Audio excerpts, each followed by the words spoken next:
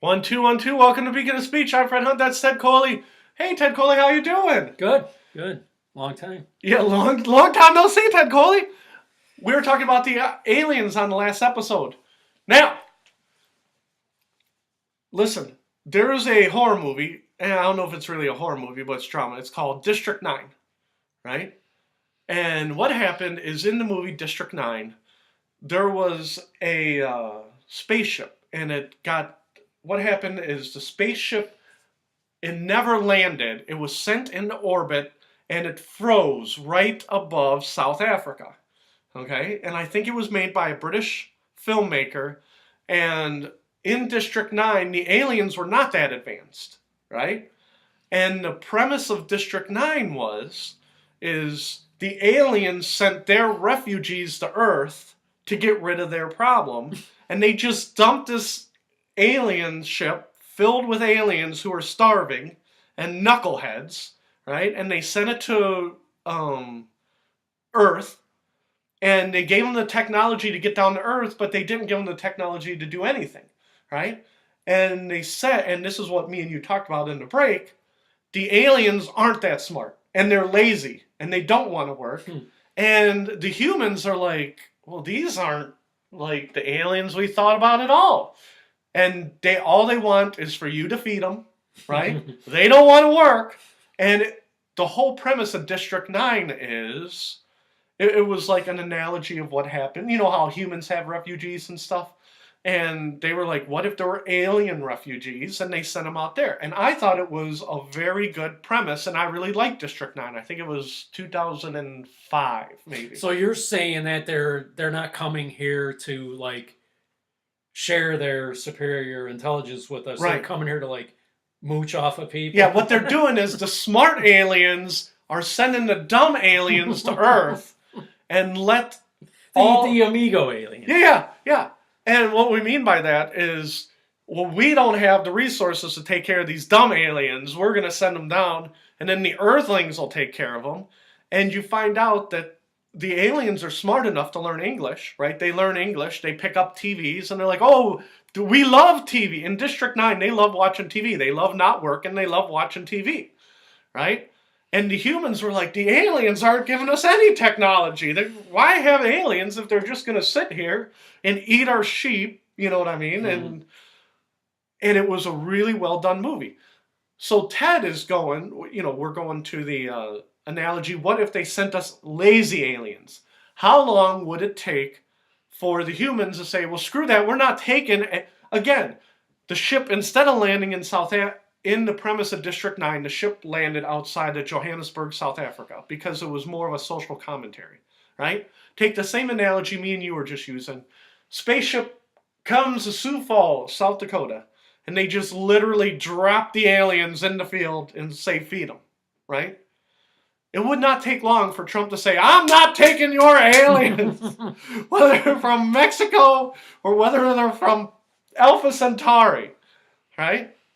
Now, at first, he would revel in the moment, right? But your question was, what if they were bums? What if they were aliens who just wanted, like they weren't superior technology? Another galaxy or whatever, they know how to do wormholes. They didn't need to make one. They just had one. And they said, we're sending all of the worst of our worst. We're putting them on a ship and just dumping them out there. Because we can't kill them. The compassionate thing is to send them to Earth. Right? So what would happen in that scenario, Ted? What do you think would happen there? So we would almost be like Earth would almost be like a penal colony. And that's the analogy from District 9. It would be like a penal colony. Now, what was your question? Do you think Trump would stand for that? What do you think Trump would stand for them dumping their alien filth on American shore? No. Once they come down there and they're like, what's to eat? Could you bring us some more Diet Coke and more Doritos? Yeah, we're good. We're good. We got Wi-Fi in the ship. Well, I just wonder what he would do, because you can't build a wall to stop that. I wonder if he would build like some kind of shield above the Earth so that they couldn't But see, that's another question. Now you're not talking about the Walking Dead analogy because, the aliens, they're like, oh yeah, for years we've been monitoring and we love the Cardassians and we speak your English really good and we want Dairy Queen. We want Dairy Queen for breakfast and we want steaks for dinner. Bring us cows, right? And well, my friend said, and this was a long time ago. He goes, some people think if you want to destroy a country, you should bomb it. He goes, really the best way to do it is drop like a couple hundred losers on a country. Well, yeah, but it goes back to your analogy. What if the aliens are losers?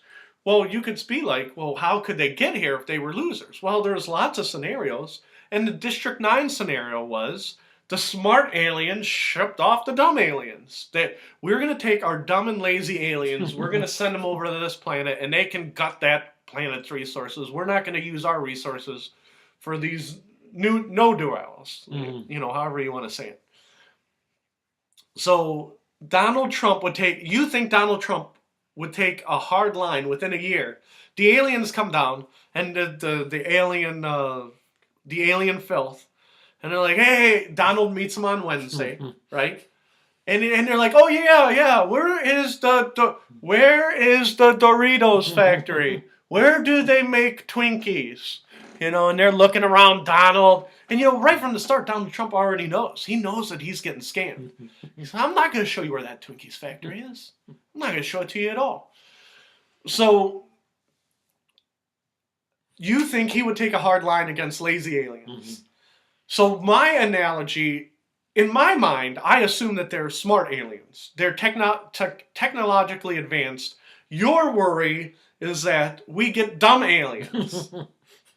Right? And Donald Trump's got to take a hard line. Listen, if you're just going to sit here and stay in our field and, eat all our food, you can't stay here. Oh, no, all our friends are coming. We're just going to take all of South Dakota, just cordon off South Dakota. That's now alien land. And just take the hostess truck right up to ship 8. And just keep it coming. And, we're good. We won't bother you. We don't bother you. You don't bother us. Right? And that's the way it is. I should have brought an alien mask. Then we could have done it with the aliens. If I had planned this out. That would have been good. But what you say is, you assume they're smarter. But again, you don't know if they have lasers. You don't know if they're our friends. You don't know if they're advanced. You would have had one of those masks with like the big eyes. And yeah. You should have done that. See, when we do the TV show, we'll have to make sure we have stuff like I have to plan the. See, we don't have a budget though. But we gotta get a budget. But the reason I bring that up is the second part. I wanted to tie up the alien thing. Trump has been all over the news this week, just like he always is, right? And it's funny to put Trump with the aliens because it's Trump. No matter what he does, it's funny, right? If it didn't mean me and you died in the Walking Dead, all of a sudden they're burning down Cleveland. We're like, oh crap, it's not funny. But talking about it is funny. Like I heard 3 different. They said there was 3 different fake news stories, and Trump is like, see, fake news, right? And don't get me wrong, he's absolutely right. But it's still funnier because it's Donald Trump. You see what I'm saying? Yeah. Just like the analogy, SNL makes fun of Donald Trump, and they're like, well, it's not mean-spirited. But sometimes it is kind of mean-spirited, right? But it's funnier because it's him, and you don't... Donald Trump, to me, is now becoming almost like a cartoon character. Where Obama had... And again, I know you voted for Trump. I did not. Okay? But would you agree that Trump is almost a cartoon character at this point? Where it's almost fun poking him. Like, oh, this will be fun. Let's see how this will go. He's just a funny guy. Yeah. And again, it goes back to a lot of people voted for him because they liked him. They liked the cut of his jibe or, whatever analogy you want to use. So, but this week, Al Franken came out and he says, I resigned from Congress even though he was sexually harassing women. And he goes, but I only sexually harass a couple women. Donald Trump sexually harassed all these other women. Well, Al Franken used to be funny. Okay, I used to think he was really funny. Mm-hmm. But that's not a good defense to say, I only harassed 8 women, that guy harassed 20 women. That's not how you apologize in the United States of America. And people saw through that like so fast. Mm-hmm. But again, it's funny because you're like, Al Franken's almost like, well, it's not fair. I gotta quit my job, but he gets to keep his job. And it's funny because it's Donald Trump, because you know Donald Trump's laughing. Al Franken, you think you're so smart. You're not even in the Congress anymore. But because it's real life, it's, you know, it's not funny, but if you can step away from it, you can see the humor in it. Just like we used to say at our work, we had a boss. It's always funny because it was our boss, and he was, at the end, he was almost like a cartoon character. And you'd be like, well, my boss told me I have to ask permission before I make a decision. Well, then why are you the boss? You're a jerk! Right? And he was a cartoon character. He almost wasn't real. You know, and you'd be like, well, Fred Hunt isn't real. Well, unfortunately, I am too... Ted will say that I'm very real, but you could also say that Fred Hunt's a cartoon character, right? And it's funnier to do things to cartoon characters than real people. And, you know, Obama is the same way. I always thought of Obama, even if I didn't agree with him, that he had a quiet dignity, right? And I never thought of him as a cartoon character. No. And when people attacked him, they were either being jerks to him or they didn't like his policy, right? But you don't think of Obama as a cartoon character. No. So that's why when SNL attacks Trump and then, you know, Trump comes out and he's like, that's not, you know what, that show sucks. You know, it's funny. Yeah. Well, even now, it's like when you, and I voted for Trump. Right. And I like Trump. Right. But whenever somebody brings up his name, I laugh.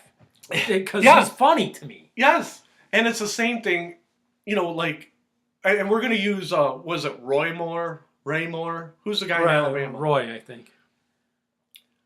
Alabama, I'm sorry, I mean, I know nobody watches, but somebody could always go back and watch. But when I think of Alabama, I think of like Honduras or El Salvador. I think of it as like a third world country. Okay? So Donald Trump saying, well, I'm going to get in the Alabama race. It's funny because it's Alabama. It's like, well, what the hell do you think's going on in Alabama? You know, I don't think of fine, outstanding citizens when I think of Alabama. Okay, I think of people like Roy Moore. It's like, well, who else? If you don't vote for that pedophile, you're voting for that other pedophile. Okay? And how many times have you heard about people in Alabama marrying their 15-year-old cousin? That joke is old as time. You know, Henny Youngman is telling that joke in the 30s. Okay? So when Donald Trump gets involved with Roy Moore, to me it's funny. When he gets involved with Al Franken, it's funny. When he bitches about the Fox News program, what is it? Or it's not Fox, it's MSNBC. What is it? Morning Joe? Mm-hmm. When he makes fun of Morning Joe, I'm like, that's funny. Right? To me, it's all funny. If it wasn't real life, it'd be like even funnier. Okay? But whatever happens in Alabama, I'm like, well, it's in Alabama. What did you expect? Mm-hmm. Now, do you agree or do you disagree? No, I agree. One thing I was going to ask you, when is that election? I think it's Tuesday, because they said it's coming down the Roy Moore election? Yeah. What, like 2 days from today? Yeah. Because it's a special election, and that's why they keep digging up more and more dirt. And I just read somebody... And this is for, like, Senate? I think so. Because it has to do with... like the United States Senate. It has to do with congressional seats, but I can't remember if it's the Senate or the House. Because, again, every time I look at stuff about Roy Moore, I'm like, I can't believe this is America. I can't believe that we're talking about this. You see what I'm saying? Well, what is this, a special election? I mean, did somebody resign or die? Or something happened. I don't even know what happened. And usually I keep up whenever I see Roy Moore, I read like the first 2 lines, and it's like, proposition made 14-year-old watch porn. I'm like, oh my God. But again, if it happened say it happened down the street from us in Cleveland, Ohio, I think that guy would be gone. But I think because it happened in Alabama, they were like, oh, well, that's Alabama politics, Yankee. And I'm like, oh, jeez. And again, to me, Alabama is a third world country. So when all these people are like, Roy Moore's horrible, right? All these other people are in Alabama are horrible. I'm like, well, yeah, it's flipping Alabama. Do you think of Mississippi as yes, the same Alabama? way? It doesn't matter. Alabama and Mississippi, it don't matter. I think of Leonard Skinner and, we're waving our Confederate flag and we didn't lose to the Northerners. The Northerners, they imposed their will. It's like, I wonder why those guys didn't. Is Louisiana included in? Half of Louisiana, yeah.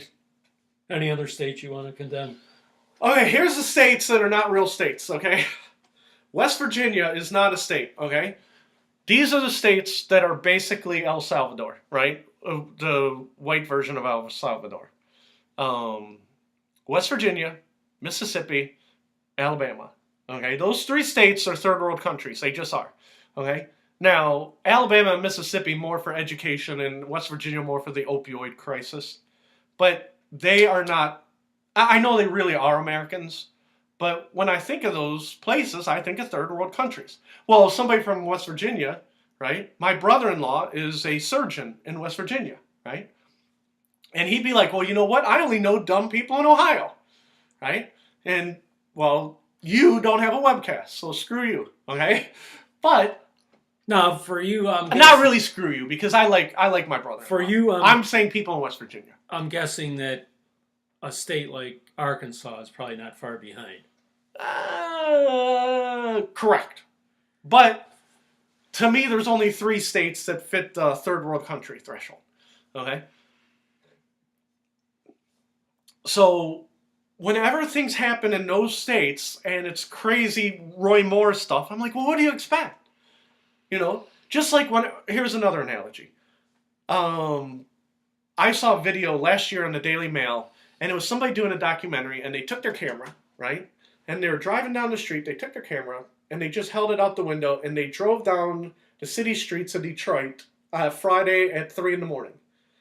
And now, let me ask you a question. Friday at 3 in the morning, would you drive down the city streets of Detroit? No. Why not? Because it's probably dangerous. Because you probably want to live, right? Well, this person wanted to prove a point. So they're going down, and you could look this story up on the Daily Mail. They got the camera, and they're going down the street, and there's like prostitutes on the corner, right? Well, that's not just Detroit. That's a lot of major metropolitan. But it was very, not graphic, but very out in the open, right? They didn't try and hide it.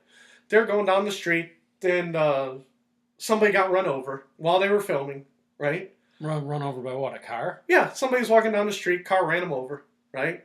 And so they got prostitution, and this is like in an 8-minute clip, right? They turn around, they come back down, go down another street, and there's a bicycle, right? Do you remember being a kid and it was one of those banana bikes? Mm-hmm. And it was a banana bike, and it was a guy riding down the middle of the street on a banana bike, and it was all lit up in Christmas lights, okay? The bike was? Yeah.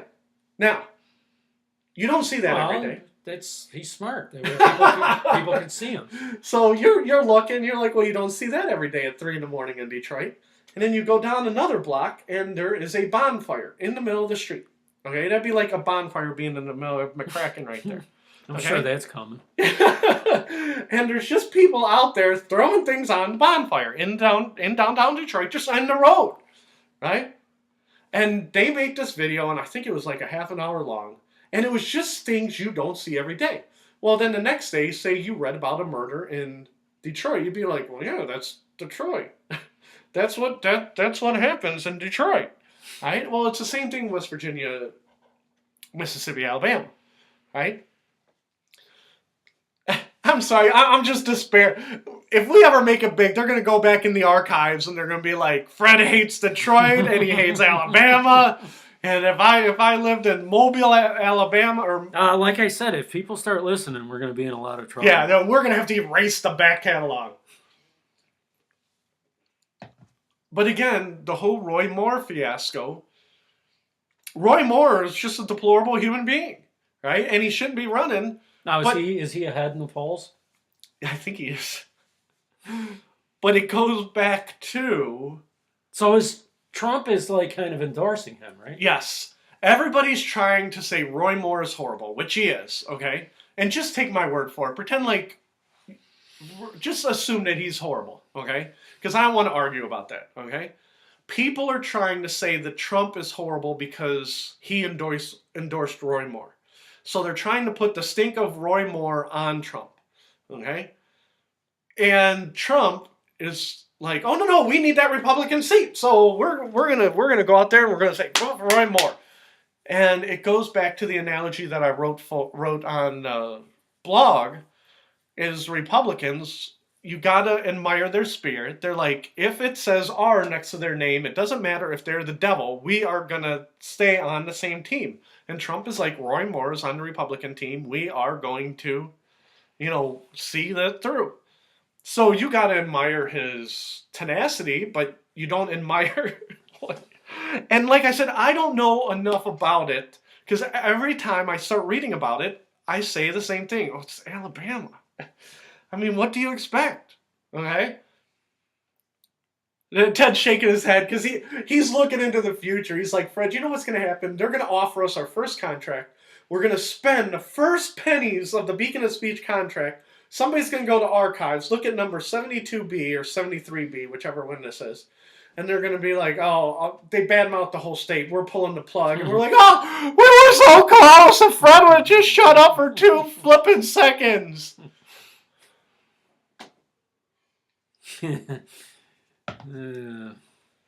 But you voted for Donald Trump. If you lived in Alabama, you would have a decision to make. Okay? Now, some people have said that Donald Trump doesn't need the headache of running the country. Okay? I have already read stories that Donald Trump is forming an exploratory committee for 2020. Now, personally, what do you think? Do you think that Donald Trump is going to try for re-election? And I'm not going to hold it to you because usually we do predictions. I'm not going to hold this one to you. Now, I would assume that it's like almost automatic that you run for re-election, Right. but he's testing the waters to see. He's already doing exploratory committees and putting up the infrastructure to run for 2020 because there's a lot of infrastructure you got to set up. Oh, okay. So this is what every one of them does. Right. All of them do it. Oh, okay. When I heard exploratory, I thought that's looking into to see if it's even worth running. Right. To see if you can win. win. Because I don't know what he has done explicitly. I just know that he's starting to work on the framework. And there was somebody, was it Johnson in the 60s who was like, yeah, I ain't running. I'm done. Yeah, it was Lyndon Johnson. And because they were like, Vietnam basically crushed him. Yeah, and they kept saying, are you going to change your mind? And he's like, no, I'm done. You go do whatever. And it wasn't that long ago where he didn't seek re-election. And they're like, good, we got rid of Johnson. I thought it was Johnson, but I wasn't for sure. It was Johnson. Yep, because he said something like, I will not seek and I will not accept. In other words, even if you beg me to do it, I'm not doing it. So, yeah. Because I remember Carter was actually ahead of the polls when they first said Carter versus Reagan. And they released the first poll, and Carter was ahead, and Carter's like, I look forward to being your president for 4 more years. And Reagan's like, I don't think so. And you know what a crushing defeat that was. Mm-hmm. And they all said, well, we didn't see it coming. Well, because you found out in that 1980 election about how pollers had an agenda. You know what I mean? Mm-hmm. So Trump's been in the news all week. They've been trying to attach him to scumbags. And again, I'm not saying that Trump is good or bad. I didn't vote for him. I'm just saying, to me, it's turning into comedy. Okay? And I keep you joked when we were talking about the aliens. You were joking about the Doritos. I was joking around the Diet Coke. there was a story in CNN, and they said that Trump's diet has worsened. And did you see that story? No. But they said it's worsened since he's taken office because he's been so busy. He's been eating worse. He's been eating more fast food and more junk food. See, even that's funny. Yeah. Oh, and that's the whole thing. That's why I just told you. I'm like, that's a funny story. Well, CNN, when they put the story out, they didn't mean to make you laugh. They're like, Trump is slowly killing himself with artificial flavors. I'm just picturing like empty pizza boxes in his office. You go into the Oval Office. There's empty pizza boxes, and what else do college kids say? There's a pile of beer cans over there. Like, you know, when Obama was president, you know, he probably had some awards or stuff. You know, he had this Peace Prize up on the mantle. You know, and Trump's got I was talking to Putin, and he dared me to shotgun this beer. And this is the beer that I shotgunned when I was talking to Putin. Right? And I'm not saying Trump's a good old boy. What I'm saying is, I think of somebody in a fraternity. Right? Trump, well, you know what else is funny about that? Trump the frat boy. They're saying that his diet has worsened, that he's eating a lot of fast food. It's like, I assume if you're president, you could have anything you want. You know what I mean? Everybody does... Yeah, something for you. They have their own It's like chefs. They can't give him better food. Well, yeah, and that's the whole thing. It's like, I agree, but that's why I think that's funny because CNN's like, you should be outraged. It's like, why? I mean, it has to be his choice that he's eating that yes, way. it is 100%. It can't be like, oh, I'm too busy to eat better. Yeah, it's like because you can get anything you want if you're president. Mm-hmm. Yeah. And that's why I thought it was a funny story. And like I said, it's not as funny. Like, you know what all the bad foods were. You remember who ate the pork rinds? Was that was Bush, wasn't it, who ate the pork rinds? Probably. And Reagan ate jelly beans. And everybody had their own thing where they're like, oh, everybody has their own snack. Yeah. And they're like, oh no, Trump's too busy. He's too busy. He's so busy working, he can't even tell the chef to make him creme brulee or quiche. Yeah, I'm picturing like, you know, crumbled up McDonald's bag. Well, you remember when Clinton used to run to McDonald's and eat, and then he had to hide it from Hillary. And they're like, well, you can't hide it because there's video of him running into the McDonald's, ordering a Big Mac, and then running out into the car. Right? You can't hide that from the wife. Just like they said that Obama tried to hide smoking. Because they said smoking calmed them down. And they said, don't take pictures of me smoking because I don't want the kids to know that I'm smoking. Well, Trump don't care. He's like, was Obama, did they say if he was still smoking? Like, they said he wasn't, then he was, and then Michelle said, don't do it. And then I think I saw in the Daily Mail, like, a picture. It was literally like, what are the night goggles? You know, and they got, like, Obama behind the White House with a little white light, and they're like, is Obama smoking? It's like, who cares? Right? Well, no, I just wonder, I mean, is he smoking, like, now, or? Oh, that I don't know. Yeah. Well, once he went, like I said, Obama, the last year or two, he looked like he aged. Oh, okay? yeah. They say all presidents age. It's like unnatural. It's like dog years, right? And I just remember after he didn't lose to Trump, but after his term was over and Trump came in, they said Obama disappeared. And then I went to the Daily Mail, and it was like 2 or 3 weeks after. They said the first time he turned up in the media, he was on Richard Branson's island, Yeah. and he was what is it when? Is it parasailing where you're behind the boat and you just hold on to the sail? Yeah, I guess. We'll just say it's parasailing, but it's something like parasailing. He had the biggest smile on his face. Yeah, I saw that too. And it's like, that guy is so glad he's not president anymore. I mean, that guy, he can say that he's doing, you know, work or whatever. He is like, I'm done with that gig. I am living it up the rest. For all I know, he's chain smoking in the basement saying, screw Michelle. Okay? So, but the whole point of Trump is everything to me is becoming funny, which is bad. Okay? And when I think of the aliens, you know, I think of the aliens coming, I keep thinking that you are right. Trump would not say, screw you, I'm going to France. Okay? Trump is like, I'm going to talk to those aliens. And you're like, oh my God, Trump's going to talk to the aliens. What the hell? You know, and that's why everything is becoming funnier and funnier.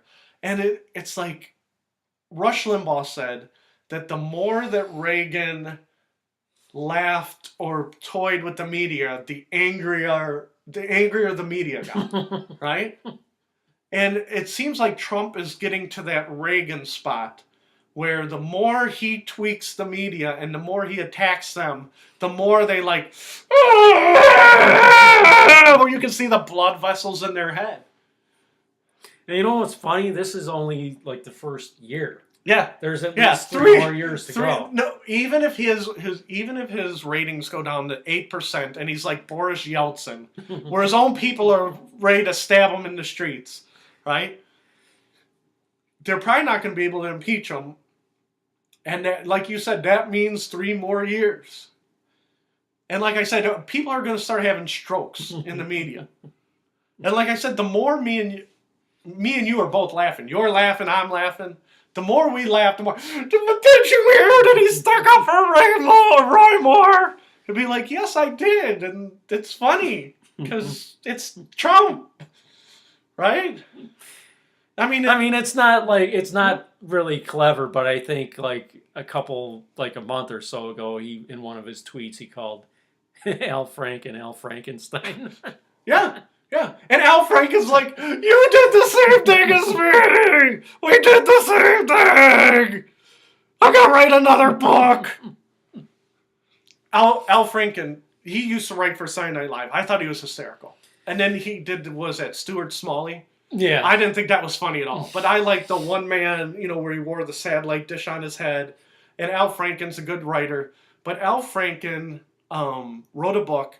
After Rush Limbaugh wrote his 3 books, he wrote a book that was Rush Limbaugh's Big Fat Idiot. Mm-hmm. And his whole book was basically, he listened to Rush Limbaugh show for like a month, and then he wrote a book of all the lies that Rush Limbaugh said, right? And even though Al Franken was known for being funny, most of the Al Franken book, Rush Limbaugh's Big Fat Idiot, was like, don't you understand what an idiot Rush Limbaugh is? Like, and it wasn't as funny as it was he was angry. Yeah. You see what I'm saying? And that's why this week to me it's just been like a funny week.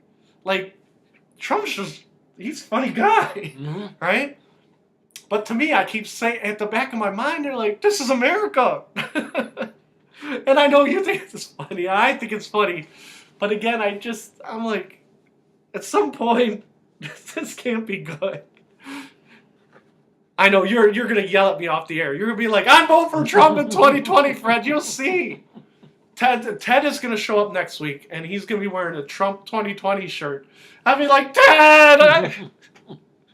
You can't do that, Ted! You got to elect somebody! This is making a speech. Do you want to do a song of the day? Song of the day? Yes, I do. I don't know if we did this one before, but Video Killed the Radio Star. My daughter was singing that. She was singing that this morning. Video killed, and you can see the thing because I'm really writing it down. Video Killed the Radio Star. We'll do that one. And I actually saw, I don't know what it was. It was, I don't know, it was like a commercial for 80s music. One of those almost like infomercials. Right. And Martha Quinn was on it. Remember her? Yeah, is she still good looking? I think so. Okay, here's the deal. The song of the day is Video Killed the Radio Star. Martha Quinn, what is she? She's probably about 55? Yeah, probably. I mean, because, that would have been, the early 80s? Yeah, so that was 35 years ago, and she had to be, at least 20. Yeah. Okay, Martha Quinn, if you're out there, you get a date with Ted Coley. Ted, are you available for Martha Quinn? Yes, I'm available for Martha Quinn. Martha Quinn dates.